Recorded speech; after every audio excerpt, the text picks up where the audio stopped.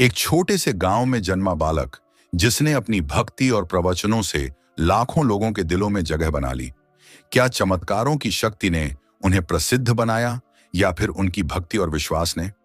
बागेश्वर धाम सरकार यानी पंडित धीरेंद्र कृष्ण शास्त्री एक ऐसा नाम जो पिछले कुछ वर्षों में पूरे भारत में चर्चाओं का विषय बन गया।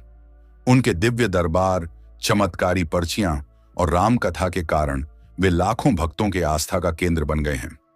लेकिन उनकी यह यात्रा इतनी आसान नहीं थी। आइए जानते हैं उनकी पूरी कहानी। सन 1996 से 2010 तक धीरेंद्र कृष्ण शास्त्री का जन्म 1996 में मध्य प्रदेश के छतरपुर जिले के गढ़ा गांव में हुआ। उनका परिवार बेहद साधारण और धार्मिक था। उनके दादा भगवान दास गर्ग एक विद्वान संत थे और उन्होंने ही धीरेंद्र को भक्ति और कथा वाचन की शिक्षा दी। छोटे धीरेंद्र का मन बचपन से ही पूजा पाठ में लगता था। वे रामायण और भागवत गीता का पाठ करते और गांव के मंदिर में घंटों ध्यान लगाया करते थे। अध्याय 2, आध्यात्मिक यात्रा की शुरुआत। सन 2010 से 2016 तक जैसे जैसे वे बड़े हुए, उनकी भक्ति और साधना और गहरी होती गई। 17 वर्ष 16 की उम्र में उन्होंने पहली बार भागवत कथा सुनाई। उनके प्रवचन इतने प्रभावशाली थे कि गांव के लोग मंत्रमुग्ध हो गए। धीरे धीरे वे बागेश्वर धाम से जुड़ने लगे, जो बालाजी महाराज का मंदिर है।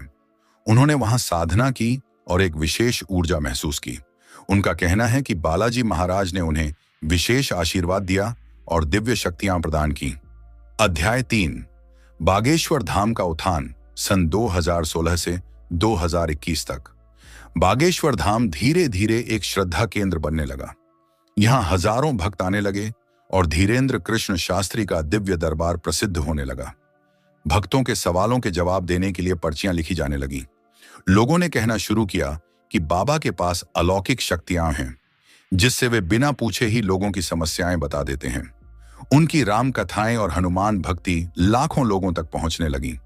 सोशल मीडिया और यूट्यूब पर उनके वीडियो वायरल होने लगे, जिससे उनकी प्रसिद्धि और भी बढ़ गई।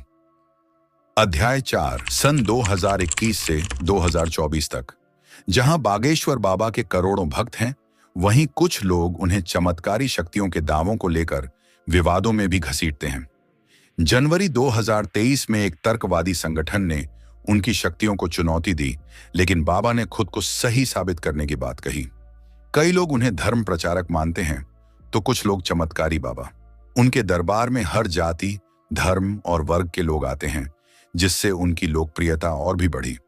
उन्होंने भारत के अलावा नेपाल, दुबई और अन्य देशों में भी प्रवचन दिए, जिससे उनकी प्रसिद्धि अंतर्राष्ट्रीय स्तर तक पहुंच गई। अध्याय 5, निष्कर्ष। एक भक्त, संत या समाज सुधारक।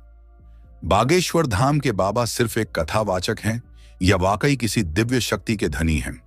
यह सवाल बहस का विषय हो सकता है, लेकिन यह सच है कि उनकी कथाओं और भक्ति ने लाखों लोगों के जीवन को प्रभावित किया है। चाहे लोग उन्हें चमत्कारी माने या नहीं, उनके दरबार में भीड़ उमड़ती रहती है और उनका प्रभाव दिन ब दिन बढ़ता जा रहा है। क्या आप भी कभी बागेश्वर धाम जाना चाहेंगे?